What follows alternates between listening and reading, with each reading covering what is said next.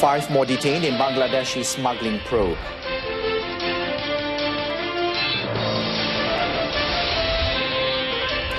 Disabled suspect arrested over Tanjong SEPAT murders.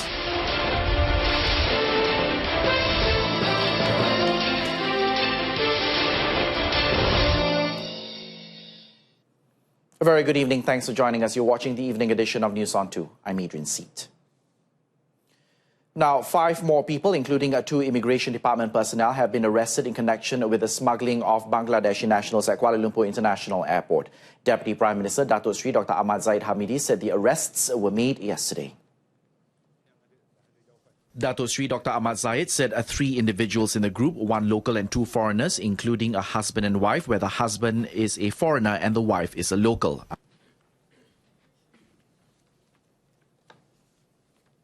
Kenapa kerajaan memutuskan Datuk Seri Mustafa Ali yang dulu bertugas di SPRM untuk menjadi Ketua Pengarah Jabatan Immigration Malaysia adalah satu tindakan proaktif yang kita lakukan supaya imej yang dikotorkan oleh setitik atau 2 titik dealer yang telah merubah warna susu sebelanga Jabatan Immigration ini telah memberikan keberhasilan. He said this after chairing a meeting at the Committee of Foreign Workers and Illegal Immigrants in Putrajaya today. He has also instructed Immigration Director General Datuk Seri Mustafa Ali to continue monitoring the situation and take proactive measures to prevent such incidents. Local media have revealed that illegal workers from Bangladesh were being smuggled into the country through KLIA on a daily basis, and it was masterminded by 4 big syndicates in Dhaka. It is believed that the syndicates earn 5.2 million ringgit a year by charging between 15,000 ringgit and 20,000 ringgit per person and bribing authorities from the Immigration Department and the Malaysian Embassy in Dhaka. 7 people have been arrested to date in the probe.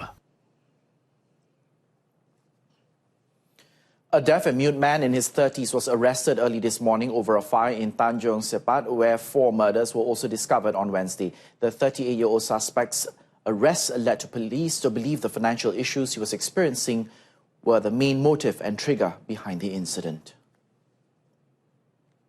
Selangor Police Chief Dato' Mazlan Mansor said the suspect was the boyfriend of the deceased couple's daughter, also a deaf and mute, aged 30. Met today, he said investigations revealed that the suspect had gone to the elderly couple's home that fateful night and asked for a cash loan. When the couple refused to give him money, he became enraged and apparently attacked them with a wooden stick and a knife.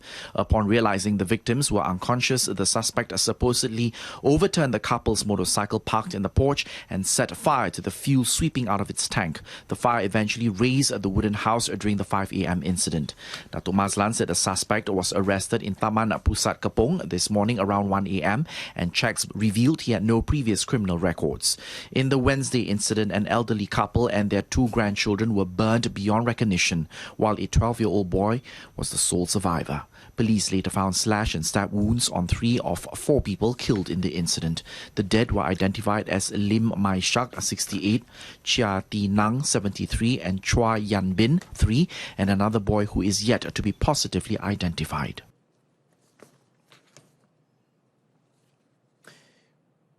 Recently acquitted for about 5 minutes from a drug trafficking charge by the Pulau Pinang High Court, a Ukrainian woman was immediately detained by the State Immigration Department. Lopatkina Klavdia, 23, who tried to escape as soon as she was released, was arrested by several members of the State Immigration Department who had been waiting in the lobby of the High Court following an expired visa. Now, Klavdia was early released by the Pulau Pinang High Court on charges of trafficking in cocaine-type drugs 2 years ago. Klavdia, who was at the time 1 month pregnant, was alleged to have been trafficking 1.5 kilograms of cocaine at the Pulau Pinang International Airport at 11 a.m. on December 31st, 2015. Now, she was charged under Section 39B, subsection 1, subsection A of the Dangerous Drugs Act 1952, which provides for the mandatory death sentence upon conviction. Judge Abdul Wahad Muhammad, in his judgment, said the prosecution, who presented 7 witnesses, failed to present a prima facie case against the accused. Klavdia gave birth to a daughter while imprisoned last year. It was learned that she will be detained by the State Immigration Department for 14 days, pending the prosecution's case filing.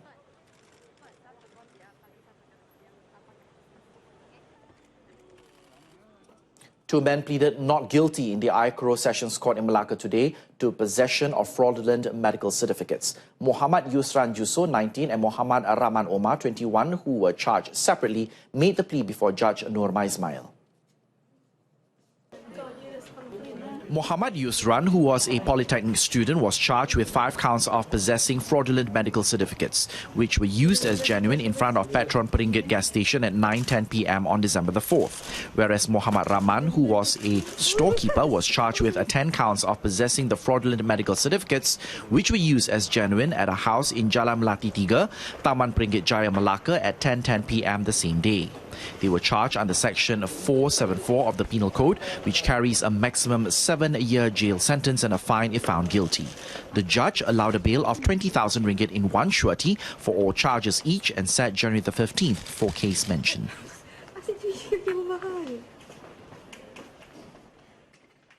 The body of a 24-year-old man who was reportedly missing since early December was found by the roadside at Kampung Jalan Baru Sungai Mas near Kota Tinggi yesterday. The victim, Chiu Ka Chun, was found at about 11 a.m. by members of the public who then informed the police. Kota Tinggi District Police Chief Superintendent Ashmon Baja said the victim's family members confirmed the identity of the body after viewing the remains. In the December the 3rd incident, the victim was reported missing by family members after he left home in Taman Kota Jaya and failed to return. Following so, the police arrested 5 suspects each between 25 to 29. All 5 suspects were investigated under Section 302 of the Penal Code for murder, which carries a mandatory death sentence. With the case now solved, the police will soon submit papers to the Attorney General's office for further action. The Johor police contingent is deploying 8,000 police officers, other ranks and volunteers to help in ensuring a smooth running of the 14th general election to be held at any time soon. Johor Deputy Police Chief Datuk Muhammad Kamarudin Maddin said the number included 500 police volunteers. Datuk Muhammad Kamarudin said at present, personnel strength of the Johor Police Force is good and they have already been given training to face unexpected situations.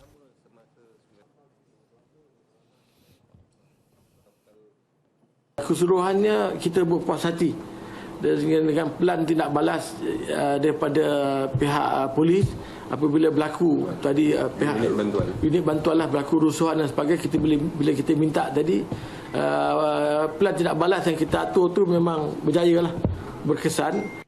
Datuk Muhammad Kamarudin said Johor is expected to be amongst the hottest states in the general election.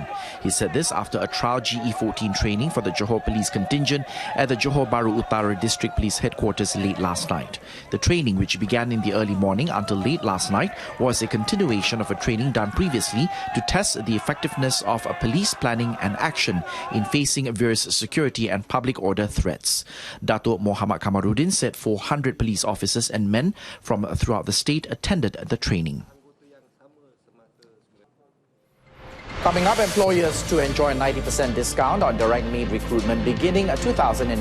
That story in a moment. You're watching News on 2.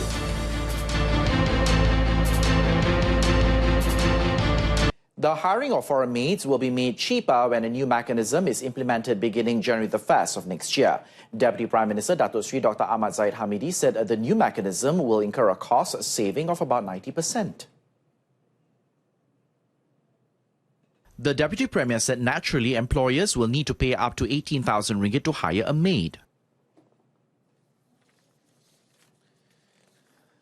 Memutuskan dalam mesyuarat yang telah dilakukan tadi, di mana pembayaran yang harus dilakukan kepada pihak kerajaan melalui immigration hanya sekitar RM1,635 saja, ya. Dan ini adalah kos pengambilan, ya. Manakala kos-kos yang lain seperti penerbangan dan sebagainya itu adalah di luar daripada kos yang berkenaan. He said this after chairing a meeting of the Committee on Foreign Workers and Illegal Immigrants in Putrajaya today. The meeting also decided to disallow the direct intake of foreign maids from the Philippines and Indonesia via companies registered with labour officers in those countries. As of November 30th, the number of registered foreign workers in the country reduced to 1.785 million compared to 2.135 million in 2015. The government will introduce compulsory health coverage for foreign workers as part of the country's larger voluntary health insurance scheme, or VHIS. Now, according to Health Minister Datuk Sri Dr. S. Subramaniam, the non-privatised, non-profit insurance scheme is meant to offer more affordable alternatives to the private sector and to allow the government to procure private sector health services at predetermined rates. So once we begin it, we hope that the natural evolution of the scheme will achieve these intentions. So we are going it very slowly. The first phase will involve foreign workers who have to have mandatory health insurance.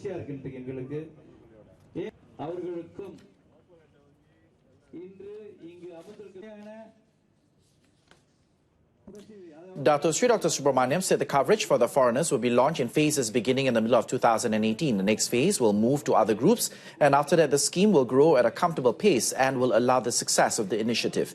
He added that VHIS will be implemented by a non-profit organisation under the ministry's purview.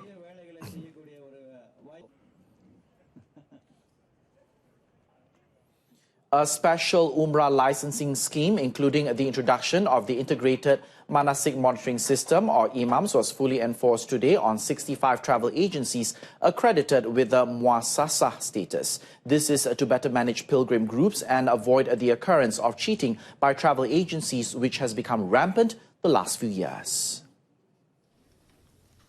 Deputy Tourism and Culture Minister Datuk Mas Ermiati Samsudin said with the enforcement, it will be easier and more systematic for the authorities to monitor and investigate Umrah package operators and at the same time reduce or eradicate the element of cheating of pilgrims. With the Imams system, pilgrims need only to pay 90 ringgit and 10 cents, which also includes the takaful insurance and GST for each person wanting to perform the Umrah. The rate is considerably lower than many other countries which enforce the same system, such as Jordan, Egypt and Sudan. Walaupun kita dah buat macam-macam ni, tetapi mesti juga ambil perhatian, mesti ada waspada, khususnya tidak lagi terpedaya dengan iklan-iklan yang terlalu menarik dan juga di bawah harga lantai pakej umrah 4,900. Kerana segala usaha ini tidak bermakna sekiranya perkara ini juga tidak diendahkan oleh orang ramai. Datuk Mas Ermiati added that according to the ministry's record, there has been 310 cheating cases of Umrah packages by unscrupulous travel agencies from 2012 until October of this year. Datuk Sri Najib Tun Razak has described the mechanism for the Goods and Services Tax, or GST, in Malaysia as progressive, with the lower income group receiving more government assistance from GST revenue compared to the high income group. The Prime Minister said this was because GST exempted on basic items ensured those in the lower income bracket would not be adversely affected. In a post on his blog, najibrazak.com today, Datuk Sri Najib said there is still a misunderstanding on the implementation of the GST in Malaysia, and some consider it as a regressive tax like the GST or value-added tax, or VAT, implemented in other countries. The Prime Minister said the government's revenue was now channeled directly to the bottom 40% or B40 household income group, which needed more programs like the One Malaysia People's Aid Programme, BR1 Malaysia, School Aid, assistance to paddy farmers, fishermen, as well as special aid to low-income civil servants. He said the targeted aid programs would not be possible if the higher income earners did not contribute a larger amount of tax. He also stressed that GST in Malaysia had already taken into account the economic situation of the people, and the current government will continue to ensure the best quality of life for all Malaysians. And that item concludes this evening's edition of News on 2. In our top story, 5 more detained in Bangladeshi smuggling probe. Join us again at 12:30 tomorrow afternoon for more updates. I'm ADRIAN. Stay tuned to TV2. Have a pleasant evening. Good night. Tamil Bulletin is up next.